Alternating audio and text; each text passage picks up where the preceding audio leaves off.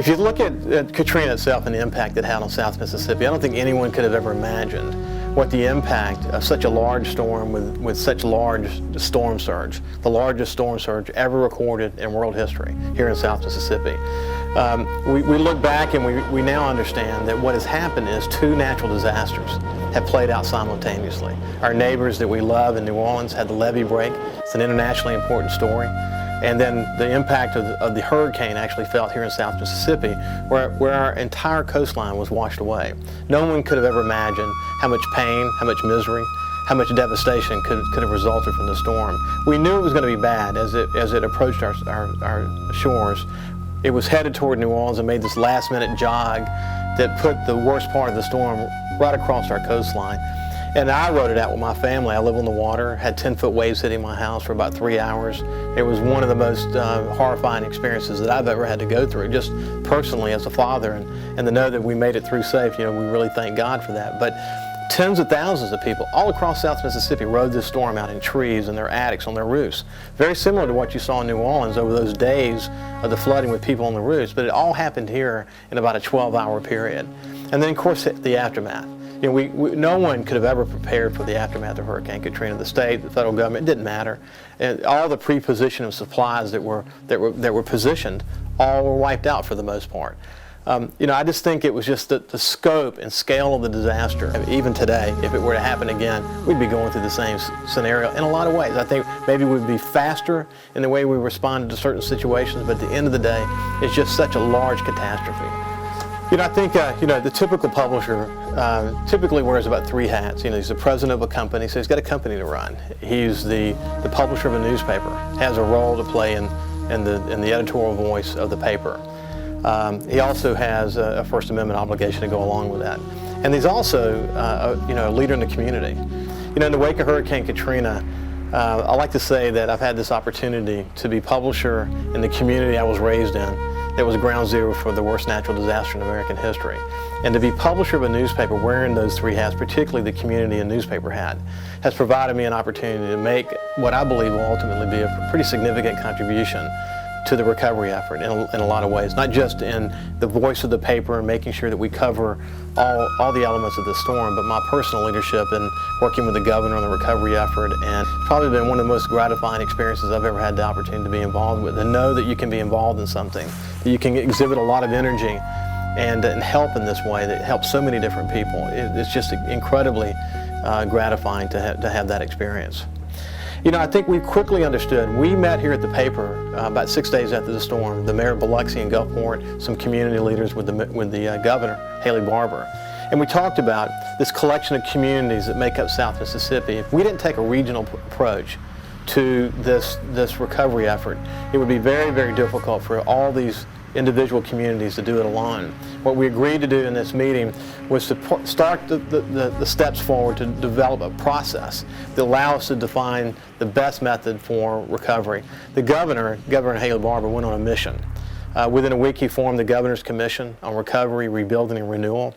We brought a wide variety of leaders into the conversation, all walks of life. It was important that we have a racially diverse group, a politically diverse group. We knew that Haley Barbour understood that he was a Republican and that he led the Republican Party, and people would look for faults in his leadership. But at the end of the day, he recognized that he needed Democrats and independents and a wide variety of people involved in this effort, which we reached out and included in the effort. In most communities, newspapers have the largest news staffs in their communities, more than all the other media combined. So the opportunity we had to bring depth to a multitude of issues in general, forget about a hurricane, is incredibly important. It sounds kind of, noble, but newspapers clearly are about helping keep democracy viable when you think about the First Amendment. And so I always said that as part of my speeches, and clearly I always believed in it. But in the wake of the storm, I really understand what that means now. And think about this. You've got cities along the coast that are faced with decisions they never thought they would have to make. You think about elected officials who have now inherited jobs in the wake of Katrina are not jobs they signed up for. They don't have the skill sets. In many cases, they didn't have the skill sets and still don't today to deal with the enormity of the issues that they have to deal with. And think about the community. Think about community wanting to be involved in a public process about what their cities can look like in the future, but they can't be. You know why? They're trying to get through their jobs, or maybe they've taken on a second job so they can afford to live here, or they're still rebuilding their house. You know, weekends aren't the same for any of us anymore. We're doing things on weekends like helping each other rebuild our homes. So if you think about the paper's role in keeping democracy viable, in the wake of the storm has never been more important, because our job is to go to these meetings, is to bring clarity to these difficult questions that are being answered, these challenges that are being posed, and to try to bring that back to our readers in a way that they can understand it. And they can say, you know what, I wasn't able to be involved, but through the Sun-Herald, I can understand the issues that are important to me. And when they get to a certain level of importance, I'll get involved in the process. And you see it happening over and over again. People getting re-engaged in the public process as a result of our editorials, of our news coverage. So that's been gratifying. And I think it's reassured us the role of the paper. Where it really gets frustrating to us, though, is when we start talking about certain issues that are important to other communities. And we can't seem, in spite of all of our good writing and in spite of all of our passionate editorials, we can't seem to get some of these issues, like insurance, for example, to resonate on a national scale. It kind of amazes me. Well, the best we could tell from our surveys, that we had about 10,000 immigrants in South Mississippi before the storm. At one point, at the height of the recovery effort, I heard as high as 25,000, or maybe even greater than that. And the guys who cut my trees down at my house were from Mexico and El Salvador. So, you know, we came to really appreciate the issue around the immigration bill, but it's still a very passionate issue for most people in South Mississippi. I mean, if you're a very conservative person, you took the hardline approach toward this. But I think a lot more people recognize that without immigration labor in South Mississippi, we'd have been in serious trouble to rebuild South Mississippi. There's no doubt about it. No doubt about it. And I'm not making a value statement about whether I'm for or against or anything. What I do know is that there are more Mexican restaurants in South Mississippi than there were before. There are a lot of wonderful people here, whether they're here legally or not, who are helping us rebuild this community. And they're hard-working people who've helped us get to where we are today. That's kind of the reality. I think the one thing, though, once you get past the aspects of are you for or against casinos, when you understand the role that casinos have played in the recovery effort, you know, getting them back open, passing land-based gaming in Mississippi, which in itself was a feat. Once we had land-based gaming and was able to allow the casinos to rebuild safely, the fact that they were able to do it so quickly and then get people back to work. You know, having a job is the first step toward recovery. You know, getting your kids back in school and getting the schools back open was a big part of it. By the way, most of our schools were open by the end of October.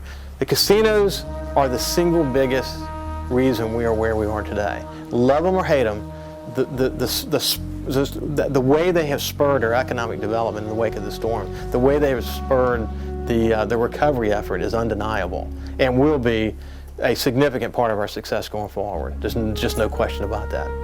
We've come to understand that America has the shortest attention span. And we've come to understand that they have their own issues. Things like the Iraq War, Anna Nicole Smith, things like that become much more important than understand the lessons learned from Hurricane Katrina in South Mississippi. And you can whine about it, you can get depressed about it, but that's the reality we live in. People are just overwhelmed with too much information. And I think at the end of the day, what's important is for leaders across America to get what it is that we're going through here and understand these multitude of dimensions that we're facing all at once, that they're probably facing maybe one every now and then, all at once. What can they learn from that? I think that will eventually resonate. I think it has to, or else all of what we've been through, while we will end up with a great community, we'll have to watch another community have to go through the same thing.